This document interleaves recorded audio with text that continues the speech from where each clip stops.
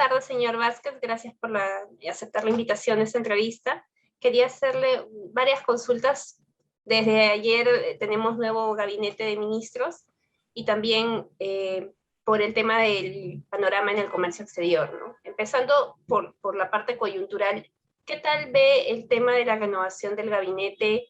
¿Es un gabinete que podría dar mayor confianza empresarial? ¿Podría realmente incentivar las inversiones o ya el daño ya se hizo?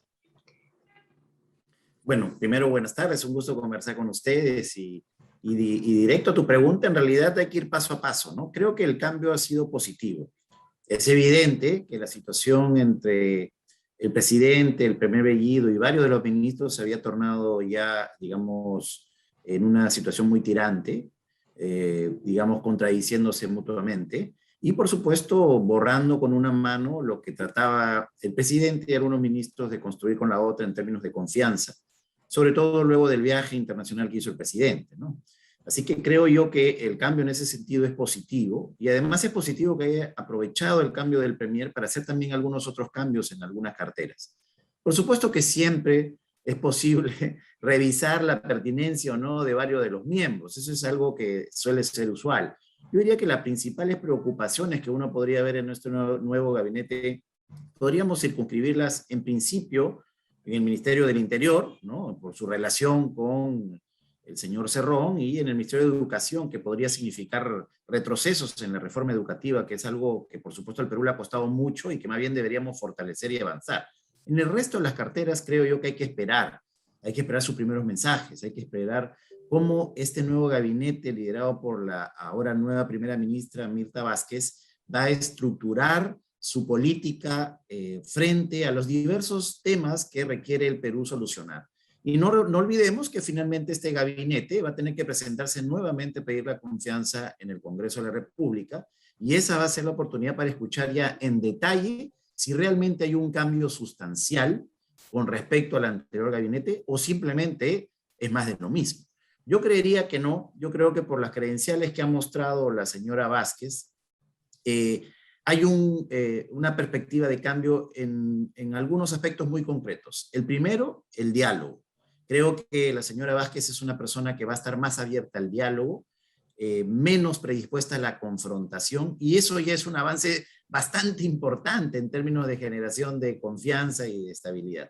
Lo segundo, me parece que se están manteniendo de una u otra manera en algunos ministerios personas que estaban buscando tener una relación más abierta y más amplia con todos los estamentos del quehacer de la sociedad peruana, es decir, no solamente con trabajadores, sino también con empresarios. Recuerda que había esta confrontación entre el ministro de Economía tratando de generar calma entre la inversión privada peruana y digamos, el primer ministro más bien provocando digamos, aspectos de desunión, los mensajes tan mal estructurados en relación a la renegociación con el proyecto Camisea, o en la convocatoria de una reforma agraria, excluyendo a los actores que han permitido que en los últimos años el Perú pase a ser un exportador neto de alimentos. Es decir, esas divisiones creo yo que esperamos que marquen un cambio, un antes y después con esta modificación.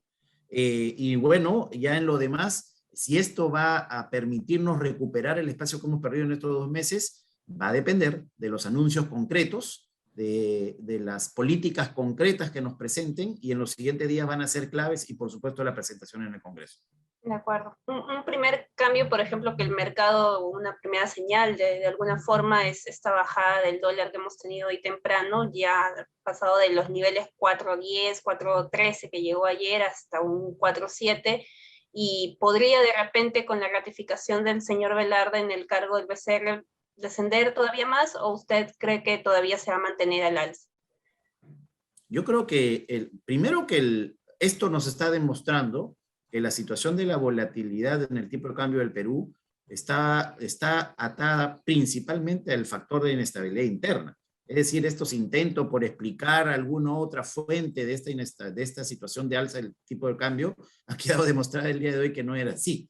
Ahora, para que el tipo de cambio retorne a niveles normales, ojo que mira lo que está ocurriendo en términos económicos. Este es un año en que las exportaciones totales, seguro luego vamos a profundizar en eso, pero van a alcanzar un nivel récord histórico. nunca antes como en años previos, este año el Perú va a superar probablemente los 55.000 millones de dólares. Y vamos a tener una balanza superavitaria que supera largamente los 10.000 millones de dólares. Va a ser la balanza superavitaria histórica de mente positiva que ha registrado el Perú. Es decir, hay una cantidad de ingresos de dólares por motivo del comercio internacional muy amplia. El problema es que esa entrada de dólares se ha más que compensado con la salida por el nerviosismo. Han salido inversiones de corto plazo, han salido depósitos de peruanos al exterior, han salido, obviamente, digamos, se han retrasado proyectos de inversión, y eso ha generado que, en final, en neto, digamos, el tipo de cambio, la escasez de dólares haya generado, obviamente, que este valor del tipo de cambio suba. Si retornamos a la normalidad, el dólar debería estar por debajo de 3.7, por lo menos. Es decir, ese debería ser el nivel natural, normal que debería tener la moneda en las circunstancias que el Perú tiene en estos momentos de su comercio internacional, y superada la inestabilidad, y que retorne los capitales de corto y mediano plazo. Sin embargo, esto va a ser posible si las señales son claras y contundentes. Ojo, no hay que caer tampoco en inocencia. Este no es un gabinete, pues, liberal. Este es un gabinete que sigue siendo de una orientación de izquierda. Eso no va a cambiar, y eso es entendible. Pero lo que sí está cambiando es que, al parecer, las personas que están poniendo, y en particular la señora Vázquez, tiene un perfil más dialogante. Es decir, entre peruanos podemos creer que las soluciones a los problemas pueden ser de distinta índole. Seguramente quienes tienen más orientación de izquierda creen que las soluciones van por un lado, y, digamos, los que creen en centro, en derecha, creen que las soluciones van por otro. Pero finalmente es el mismo problema para todos los peruanos. Y si dialogamos, podríamos encontrar una salida común a esto. Y esta creo que es un buen paso en ese sentido. Ahora falta que el diálogo se dé, falta que las líneas de solución sean coherentes, que aprovechemos en construir sobre todo lo que hemos avanzado en los últimos 20 años. El Perú, no podemos negar, ha avanzado significativamente en los últimos 20 años. Hemos sido la economía más dinámica de América Latina en los últimos 20 años, y eso nos ha permitido reducir pobreza, generar más ingresos, ampliar nuestro comercio internacional, tener acuerdos de libre comercio con casi todos nuestros socios relevantes, etcétera. Y no podemos destruir eso. Ojo, no estoy queriendo decir que no tenemos problemas que solucionar, pero las soluciones no pueden pasar por destruir lo positivo, sino por construir sobre lo positivo y corregir lo que tengamos que corregir. De acuerdo. Mencionó también al inicio otro tema que estuvo la semana pasada rondando, que es este anuncio de la segunda reforma agraria, y que no se invitó en su momento a los gremios empresariales. Ahora, ¿qué tan importante era invitar a los gremios, teniendo en cuenta que muchas de estas medidas tienen que ver más con la agricultura familiar? Muy importante. Primero, como una señal, y dado que este es un gobierno que está buscando sobre todo enviar señales, una señal de que estamos predispuestos a comprendernos entre peruanos, entendernos y construir juntos. Eso creo que era una señal sumamente importante. Lo segundo es que, al parecer, existe una idea errónea de que los pequeños agricultores pueden subsistir en un mercado competitivo como es el mercado global y también el mercado nacional, solos. Y no es así. Tiene que haber encadenamientos. Es decir, el microempresario abastece a un pequeño empresario abastece a un mediano a un grande. Es decir, esa es una cadena que funciona en el Perú, en la China, en cualquier lugar del mundo. No podemos cortar irracionalmente cómo funcionan las estructuras de mercado y cómo funcionan las relaciones empresariales. Más bien, lo que necesitamos en el Perú es relacionar más a estos pequeños productores con aquellos que son competitivos, porque cuando los relacionamos, no solamente los relacionamos en términos comerciales, es decir, uno le compra al otro, sino que hay una transferencia de tecnología, de estándares, de formas de hacer las cosas, que mejora la productividad de las pequeñas unidades empresariales. Entonces, cortar irracionalmente y sin mayor tecnicismo la forma en la que interactúan los mercados no es lo correcto. Entonces, como te digo, tanto en lo simbólico hubiera sido importante, pero en lo técnico, aplicando teoría, aplicando empirismo, también ha sido un error generar al final un espacio de división que es innecesario. Y dentro de todo, además hay que reconocer muchas de las medidas que se han planteado en esta reforma agraria son medidas que de una u otra manera se han estado trabajando en los últimos años. Es decir, no hay grandes cosas innovadoras. Más bien sí hay un aspecto que sí genera preocupación, y en particular preocupación también porque el propio ministro de Economía mencionó el mecanismo de la franja de precios. El presidente señaló que van a aumentar la franja de precios, el ministro de Economía señaló ya más específicamente que se van a hacer modificaciones para luchar contra la competencia desleal. Y ahí sí es preocupante, porque que un ministro de Economía diga que un mecanismo para estabilizar precios sirve para luchar contra la competencia desleal, claramente es que desconoce los mecanismos técnicos, para qué se utilizan y cómo funcionan. La franja de precios es un mecanismo para estabilizar precios. Es decir, cuando las cotizaciones internacionales de los marcadores de estas 4 categorías, recuerda que la franja está con lácteos, azúcar, arroz y maíz, y digamos, ¿cómo funciona? El Ministerio de Economía y Finanzas hace seguimiento de las cotizaciones de referencia de estas 4 categorías que son marcadoras, y hace unos promedios móviles, determina unas franjas piso y techo, y dependiendo en dónde se coloca la cotización internacional, si se coloca dentro de las bandas, no se aplica ninguna sobretasa. Pero si la cotización internacional cae por debajo de la banda, se aplica una sobretasa para corregir el precio. ¿Y para qué se busca corregir precios? Como estos son commodities tan volátiles, precisamente cuando existe mucha volatilidad de precios puede generarse distorsiones en los mercados que afectan los precios también internos y a su vez, por supuesto, los mercados, afectando al consumidor, etc. Entonces, es un mecanismo para estabilizar precios. No es un mecanismo para luchar contra competencia desleal. Para luchar contra competencia desleal existen otros mecanismos, todos tienen que ser bajo una investigación técnica liderada por Indecopi. Por ejemplo, las salvaguardas. Cuando se incrementan súbitamente las importaciones, hay un daño en la industria nacional y se determina una relación causal entre esa importación y el daño, se aplica una salvaguarda. Indecopi ha hecho investigaciones, por ejemplo, para el testigo de fusiones y determinó que no había, digamos, relación causal entre el daño y la importación. Entonces, no hay salvaguarda. O cuando hay un precio subsidiado del exterior, es decir, mucho he escuchado que los productos que ingresan subsidiados, ¿no? Y por eso hay que aplicarles una medida compensatoria. Ese es el mecanismo. Para aplicar una medida compensatoria, Indecopi tiene que hacer la misma investigación. Conocer si el producto realmente es sujeto a un subsidio, ver si hay daño en la industria nacional y si hay relación causal entre ese subsidio y el daño. Por ejemplo, Indecopi investigó las importaciones de maíz de Estados Unidos y determinó que no habían condiciones para aplicar una medida compensatoria.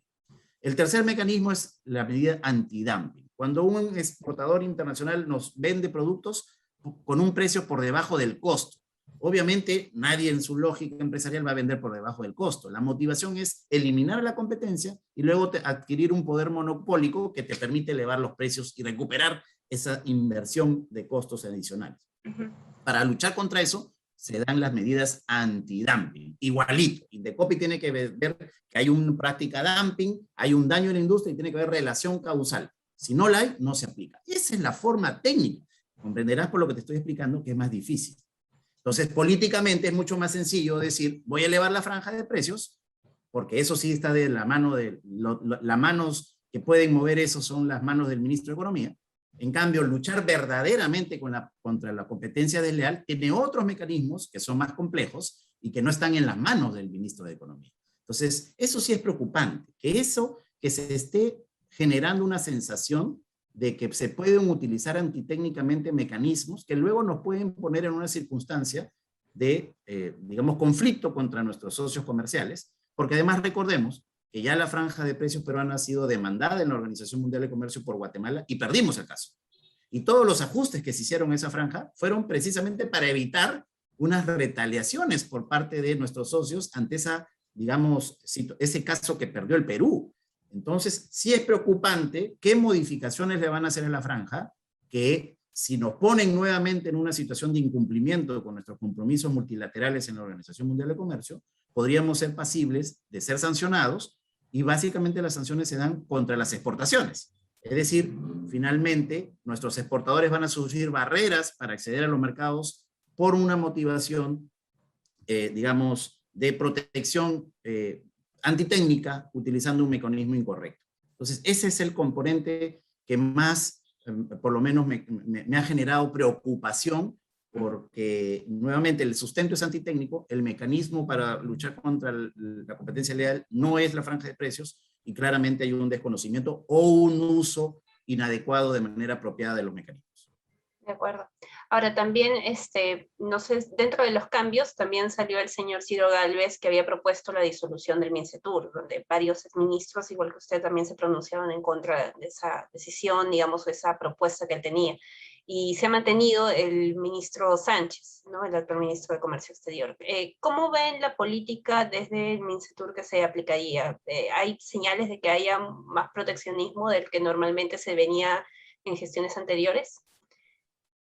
Bueno, primero sobre la salida del señor Gálvez, creo que es una salida apropiada. Claramente había venido dando señales incorrectas en el manejo de un puesto tan relevante y desconociendo obviamente digamos, la materia que estaba bajo su competencia. Su propuesta digamos, desmembrar Mincetur era claramente antitécnica, desconociendo que el turismo no solamente es por motivación cultural, sino por motivación de negocio, por motivación de visita a parques naturales, por motivación de gastronomía, por motivación de otras índoles que no solamente son las asociadas a cultura. Entonces, claramente no conoce el tema y bueno, fue una patinada, hay que decirlo con todas sus letras. Y bueno, lo importante es que hubo una reacción primero de los exministros, en el que tuve el honor de participar, y luego creo que toda la sociedad peruana claramente vio muchos gremios empresariales, el propio ministro de Comercio Exterior también se empoderó con esta circunstancia, y bueno, claramente esto por lo menos ha quedado en el archivo, esperemos que no se vuelva a desempolvar.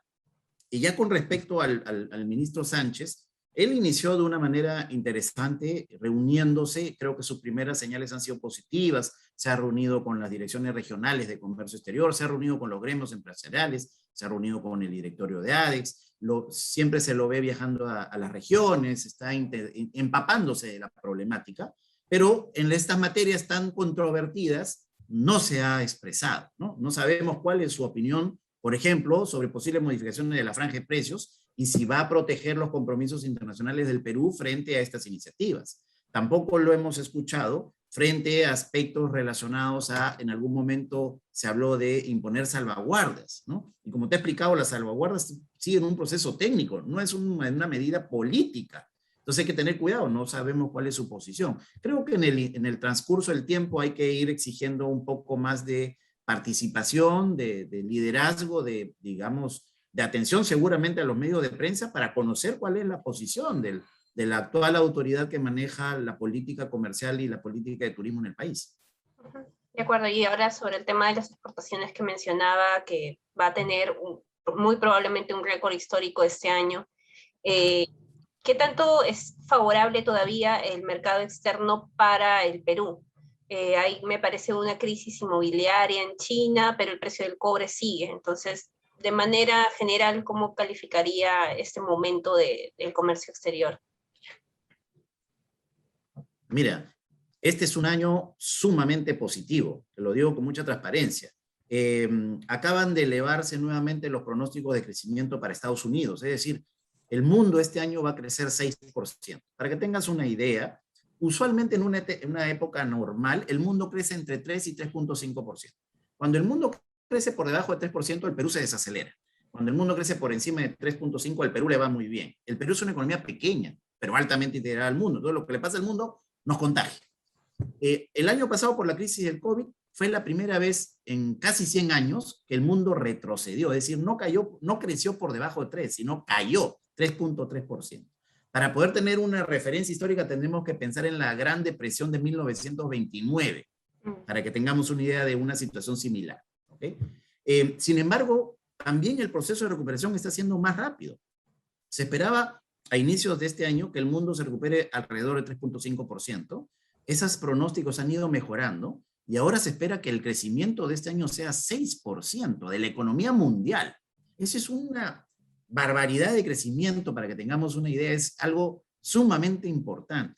Y eso se está reflejando en nuestro comercio exterior, porque en los primeros, recuerda que en los primeros, ya tenemos cifras hasta agosto, en los primeros 8 meses, las exportaciones peruanas han crecido más de 45%, 45%.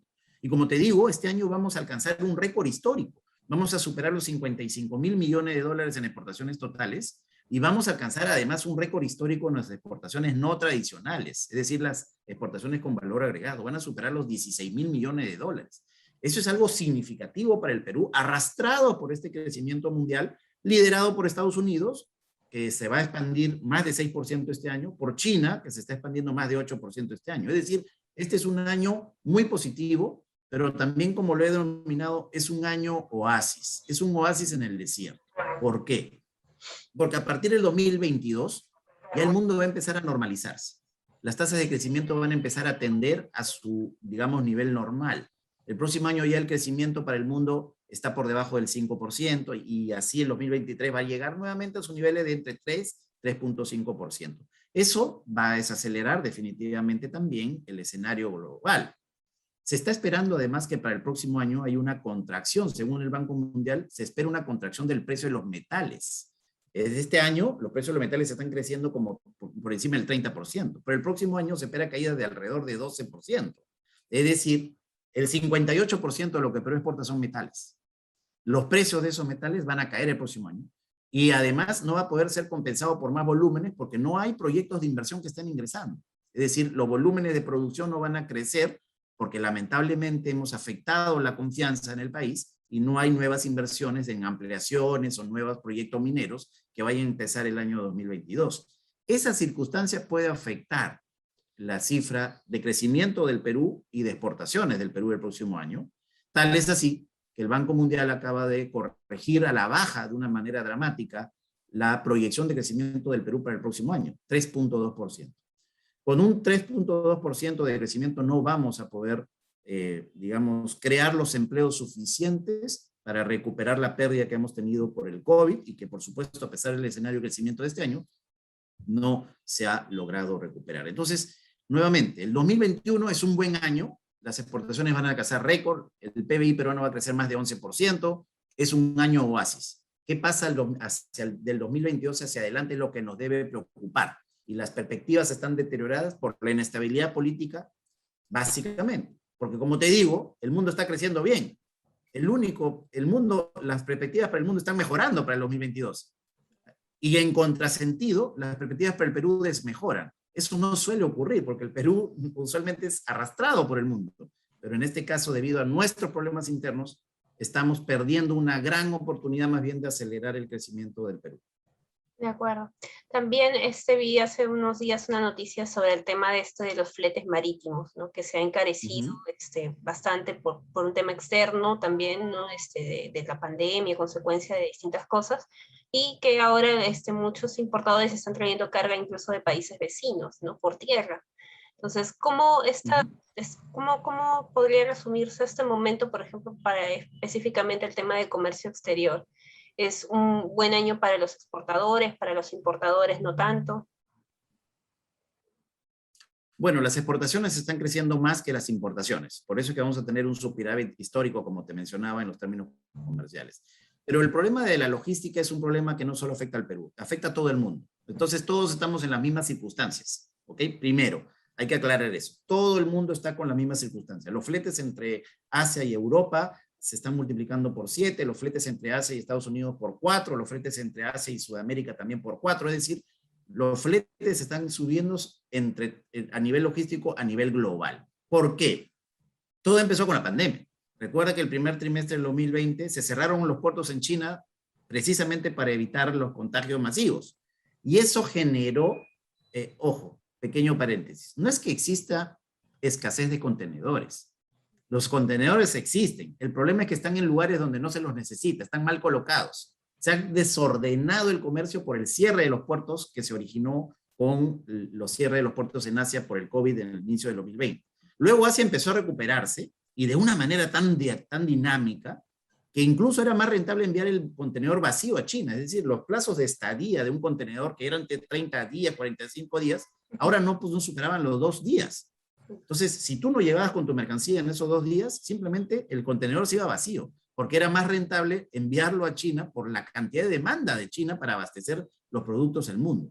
Entonces eso generó una segunda distorsión. Y la tercera distorsión es que recordemos, digamos, hubo un atoro de una nave que generó también distorsiones en la logística internacional en el Golfo, y eso sumó adicionalmente una cantidad importante de demoras, es decir, los contenedores son como fichas de Lego que están desordenados en el mundo y están en lugares donde probablemente no son necesarios. Que se vuelva a ordenar la logística va a tomar 2-3 años por lo menos. Entonces, pero son 2-3 años en que la logística está afectada para todo el mundo, no solo para el Perú. Ahora, el Perú es una economía pequeña que no impacta en los precios de la logística, así que tiene muy poco poder de reacción el Perú para poder hacer algo frente a esto. Yo creo que el Perú lo que tiene que hacer a través de su Ministerio de Comercio y su Ministerio de Transporte más bien es sumarse a las coordinaciones globales que se están dando en el marco de la Organización Mundial de Comercio, en el marco de otros espacios, y ser un participante activo de esa búsqueda de soluciones que permitan aminorar el impacto negativo de estos problemas logísticos que existen actualmente. Entonces, todavía no hay visos de esa solución a ese problema. No, eso no va a ser un asunto que se va a disipar en los siguientes meses, va a ser un tema que va a tomar al menos un par de años en terminar de solucionarse. Además hay que tomar en cuenta que el mercado de la logística marítima internacional ya era un mercado que venía, fusionándose en sus empresas. Unas se estaban comprando otras, es un mercado de pocos actores, ¿no? Grandes, relevantes. Entonces, encima eso dificulta porque finalmente tienen una capacidad de negociación en estos momentos muy alta. ¿Okay? Entonces, nuevamente, el entorno de fletes altos para el mundo va a estar presente por lo menos en los próximos 2 años, y es algo que, por supuesto, las empresas tienen que atacar de distinta índole, mejorando su eficiencia, mejorando su productividad, haciendo lo que están haciendo, buscando vías alternativas. El comercio entre Chile y Perú por vía terrestre, por ejemplo, se ha incrementado. Digamos, si tenemos fronteras, tenemos carreteras, podemos utilizar el comercio terrestre con Chile, no necesariamente el puerto. Algunos exportadores están pensando en utilizar puertos menos congestionados, porque el Callao está muy congestionado. Por ejemplo, en Ecuador, ¿no? Algunos exportadores del norte están pensando transitar hacia puertos ecuatorianos que están menos congestionados. Es decir, hay que ser más eficientes, buscar alternativas y tener un gobierno a través de sus ministerios que estén actuando multilateralmente para buscar una solución conjunta a este problema que reduzca el impacto o que reduzca el plazo de solución del problema a escala global. De acuerdo, de acuerdo. Muchísimas gracias, señor Vázquez. No, gracias a ti, María Claudia.